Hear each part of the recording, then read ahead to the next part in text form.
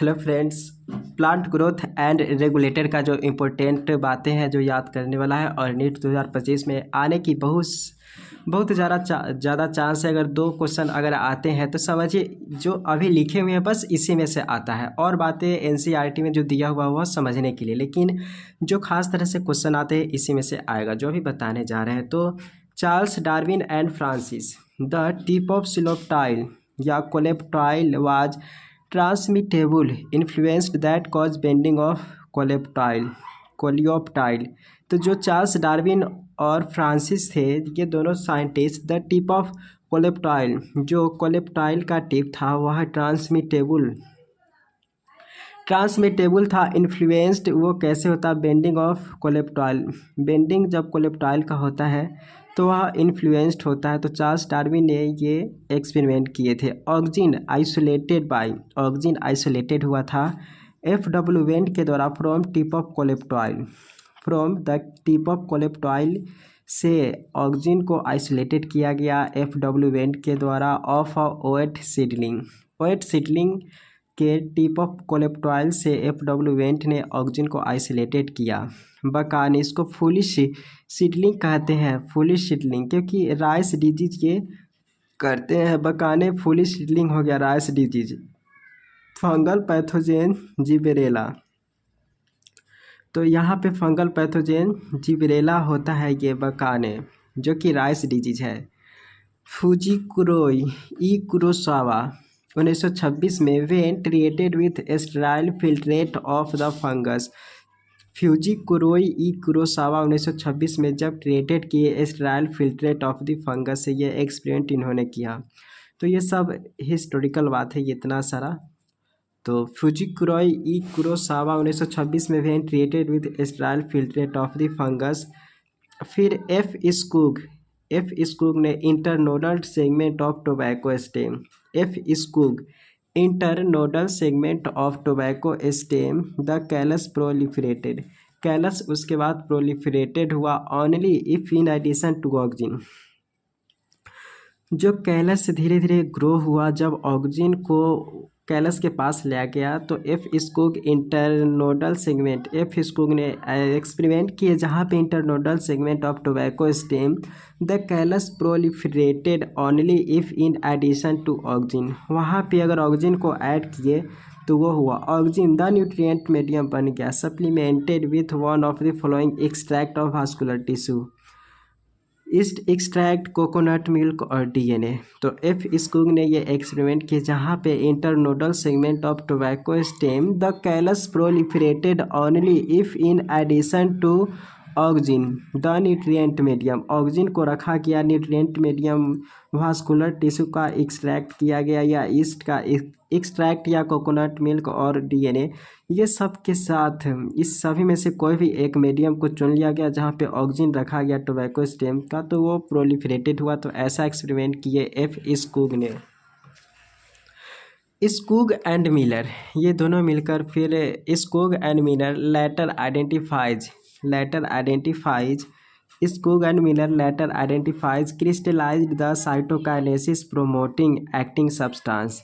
Skog and Miller later identified crystallized the cytokinesis promoting acting substance that they termed kinetin. तो kinetin उसका नाम दिया गया, जिसका समझिए इसका स्कूग एंड मिलर ने खोज किया। लेटर आइडेंटिफाइज्ड एंड क्रिस्टलाइज, तब बाद में उसको आइडेंटिफाई किया जो कि क्रिस्टलाइज द साइटोकाइनेसिस था, cytokinesis promoting acting substance that term kinetin, इसका नाम दिया गया। मिड 1960 में 3 इनहिबिटर्स इंडिपेंडेंट, जो कि इनहिबिटर्स भी एब्सिसिन 2 एंड डोरमिन, ये 3 तरह के इनहिबिटर्स थे। कॉजिन रिलीज वोलेटाइल इथिलीन, तो कॉजिन ने ये बताया रिलीज वोलेटाइल इथिलीन, जो कि एक गैसियस प्लांट ग्रोथ रेगुलेटर है from ripened orange that hastens the ripening of stored unripened bananas को भी पकाने का काम करता है वोलेटाइल इथिलीन। अब ऑक्सीजन के बात करते हैं। आइसोलेटेड फ्रॉम यूरिन से आइसोलेटेड पहली बार हुआ था indole acetic acid and indole butyric acid. Isolated from plant से, ये प्लांट से आया, और NaA यानी कि नैप्थिलीन एसिटिक एसिड 2,4-D डाई, इसका 2,4-D का पूरा नाम है 2,4-डाई क्लोरोफिनाइल एसिटिक एसिड, जो कि सिंथेटिक ऑक्सीजन है। ये हेल्प किस किस में करता है तो ध्यान में रख लीजिए। Help in propagation, flowering in pineapple, prevent drop leaf and fruit, prevent करता है ड्रॉप एंड लीफ फ्रूट को at early stage, but promotes the abscission of older mature leave and fruit, जो ओल्डर और मेच्योर होता है leaves और fruit उसको जल्दी बूढ़ा होने नहीं देता है, ये भी काम करता है oxygen. The growing apical bud inhibits, the growth of lateral, जिसको एक्सिलरी बड्स कहते हैं। The growing apical bud inhibits the growth of lateral, जिसको एक्सिलरी बड्स कहते हैं। A phenomenon called apical dominance, एक तरह का फिनोमेनन है जिसको एपिकल डोमिनेंस कराने का काम करता है। ऑक्सीजन रिमूवल ऑफ शूट, जिसको डीकैपिटेशन कहते हैं, रिमूवल ऑफ शूट जिसको डीकैपिटेशन कहते हैं। Growth of lateral, oxygen induce parthenocarpy, oxygen जो होते हैं इंड्यूस करता है पार्थिनोकार्पी।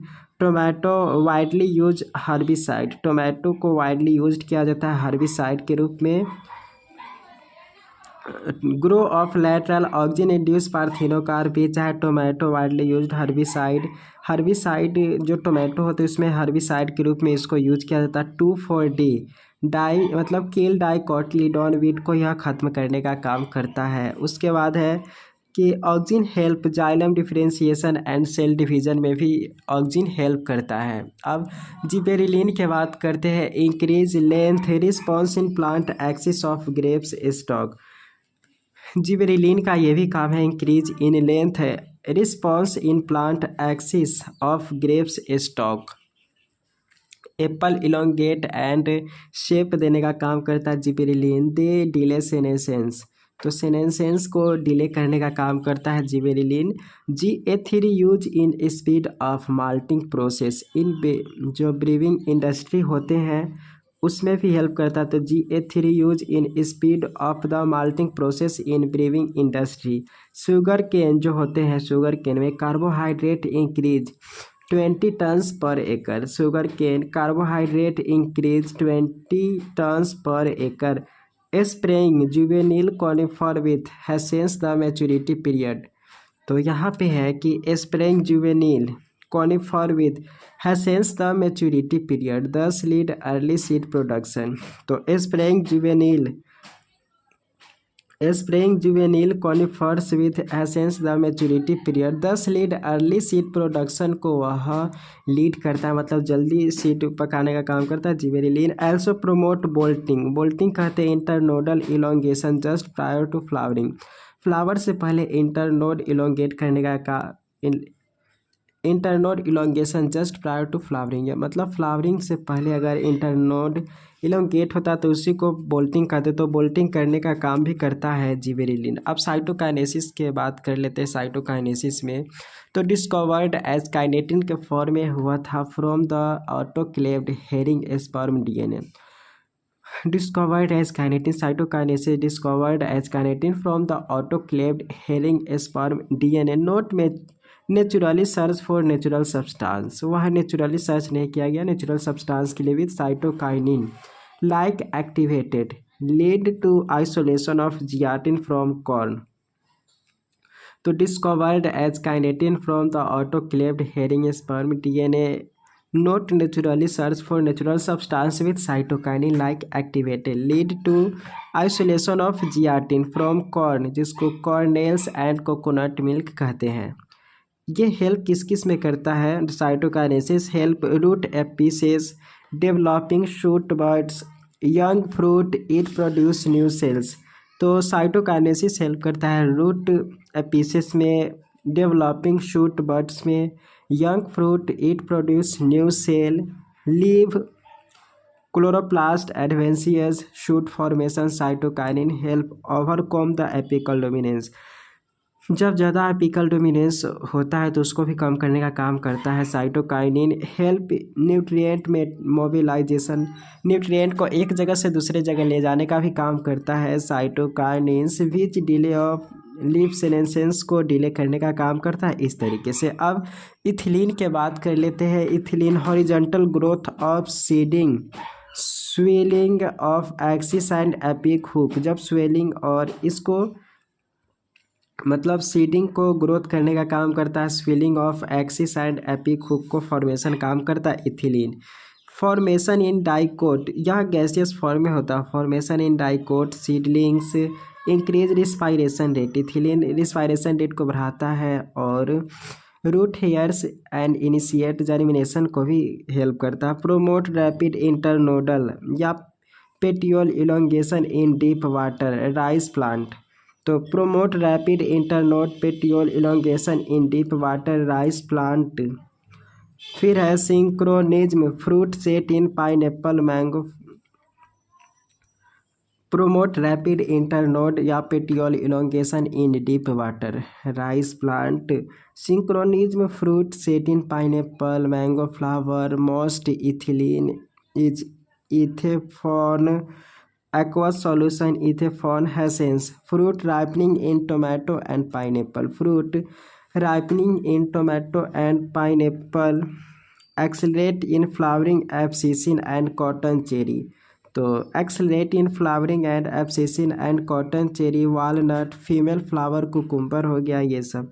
तो एब्सिसिक एसिड के बात करते हैं। अब ये काम क्या क्या करता है तो यहाँ पर इथिलीन में देख लिया कि synchronism fruit set in pineapple mango flower most. Ethylene जो होते हैं वह इथेफॉन एक्वस सॉल्यूशन का होता है। Ethephon hastens fruit ripening in tomato pineapple and accelerate in flowering abscission and cotton cherry walnut female flowers cucumber में भी हेल्प करता है।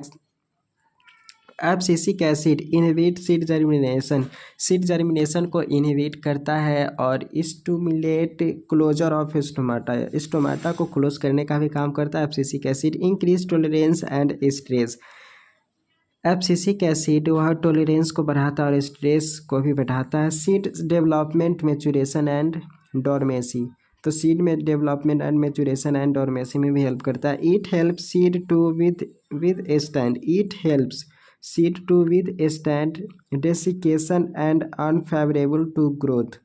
तो यहाँ पे है कि it helps seed to withstand desiccation and unfavorable to growth, जिसको A का जस्ट उल्टा काम करता है GA3। तो ये वाला पॉइंट याद रख लीजिए। तो यहाँ पर it helps seed to withstand desiccation and unfavorable to growth। Phase of growth differentiation development और प्लांट कॉम्प्लीमेंट और एंटागनिस्ट होता है ये इसका। फोटो पीरियोडिज्म तो खैर सिलेबस में हट गया, फिर भी एक लाइन है। वर्नेलाइजेशन लो टेम्परेचर पे भी अगर डेवलपमेंट होता है तो वर्नेलाइजेशन कहलाता है। It prevent reproductive development. Photoperiodism reproductive development को ये प्रिवेंट करता है। Late in growing season. Biennial or monocarpic plant normally flower एक सीज़न में और डाई इन सेकेंड सीजन में ये चले जाते हैं। तो यहाँ पे हमने देख लिया प्लांट ग्रोथ एंड रेगुलेटर्स का जो भी इंपॉर्टेंट बातें था। अब नेक्स्ट देखेंगे इससे आगे वाला chapter breathing and exchange of gas. Thank you.